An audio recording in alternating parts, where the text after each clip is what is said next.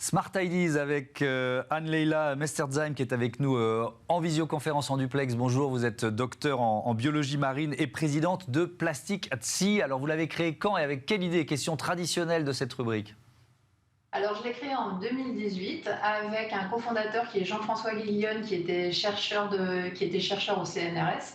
Et avec une seule idée, c'était de créer une passerelle entre le milieu économique, entre le monde législatif et le public de manière générale, pour essayer de réduire au maximum la pollution plastique de nos océans. Donc on essaye réellement de transférer des compétences techniques, de faire des tests et de trouver des solutions qui permettra demain de réduire cette pollution plastique tout en permettant en fait de lutter contre le gaspillage et de respecter nos normes d'hygiène actuelles. Alors vous êtes dans la région de Perpignan. Quel type de test vous réalisez? Expliquez-nous comment ça marche. Alors en fait, pour être très exact, on est à Banyuls-sur-Mer, à l'Observatoire océanologique de Banyuls, avec les pieds réellement dans la mer. Donc on a accès à la mer et on est capable aujourd'hui de placer des plastiques avec une eau de mer en continu qui va venir dessus et on va suivre en fait comment les micro-organismes de la mer sont capables de dégrader la matière parce que pour certaines matières c'est possible. Donc l'idée c'est de tester des plastiques de nouvelle génération, des plastiques d'origine aujourd'hui végétale ou animale, mais également des plastiques recyclés, tous les plastiques possibles auxquels on a accès aujourd'hui, cette diversité, pour essayer de finalement trouver la meilleure alternative pour un usage donné. Donc on va tester sa biodégradabilité, mais aussi son impact en termes sur la biodiversité marine et aquatique.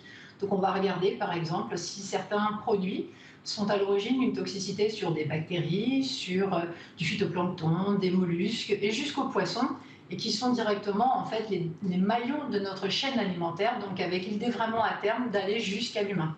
Donc c'est presque vous pouvez faire une sorte de classement des plastiques, c'est ça, en fonction de leur biodégradabilité et aussi de leur toxicité, c'est ça? En fait, c'est un que choisir des plastiques. C'est vraiment ça l'idée. Oui. C'est d'essayer d'identifier la meilleure alternative, la meilleure solution en fait possible, en testant tout ce qui est aujourd'hui possible sur le marché, mais également en testant certaines matières qui sont aujourd'hui dans des laboratoires et qui pourraient être des solutions de demain. Et alors, c'est de la recherche, c'est déjà un business, pour bien comprendre. Alors pour bien comprendre, c'est déjà un business puisque nous sommes capables de tester des matières aujourd'hui qui sont sur le marché, qui sont avec une production suffisante permettant leur utilisation et qui sont par exemple des matières biosourcées, c'est-à-dire d'origine animale ou végétale actuelle. Également des plastiques qui sont pétrochimiques mais qui présentent une forme de biodégradabilité possible. Et on va tester en fait ces matières, on va comparer en fait leur taux de biodégradation en milieu marin puisqu'ils voient vraiment la mer, nos plastiques.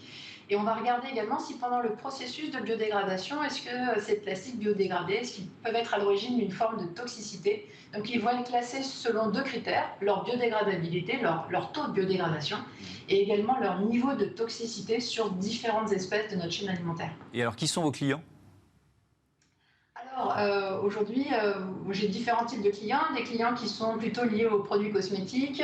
Je travaille aussi avec des industriels avec une reconnaissance internationale. Donc, je peux citer par exemple Big Briquet, par exemple, avec qui nous travaillons et avec lequel nous avons fait énormément de travaux sur les briquets eux-mêmes. Et nous travaillons également avec l'Agence de l'eau ou avec l'ADEME, avec lequel on va réaliser par exemple des suivis de pollution plastique dans des rivières et jusqu'à la mer.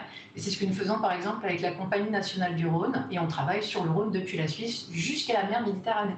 Et ça leur permet, on va terminer là-dessus, de quoi? De labelliser certains types de plastiques ou alors d'en changer? C'est quoi l'idée? L'idée, c'est de leur donner des faits, des données scientifiques qui leur permettent et de réaliser un choix éclairé. C'est-à-dire qu'ils peuvent avoir l'ensemble de l'information concernant leurs propres produits. C'est une façon pour eux d'obtenir leur science concernant leur objet directement. Parce que, en fait, aujourd'hui, on sait que dans le milieu de la recherche, on a différentes études qui sont faites, mais qui nécessitent du temps, et ça ne correspond pas exactement, au final, aux produits de l'industriel. Donc l'idée, c'est de leur donner vraiment des données factuelles qui leur permettent d'avoir des choix basés, en fait, sur ces données factuelles et de faire des choix, du coup, économiques dans leur process de fabrication, par exemple. Merci beaucoup, Anne-Leila Mesterzheim, et bon vent à Plastic at Sea. Voilà, c'est la fin de ce numéro. numéro de Smart Impact. Merci à toutes et à tous de votre fidélité à Bismart, la chaîne des audacieuses et des audacieux. Salut.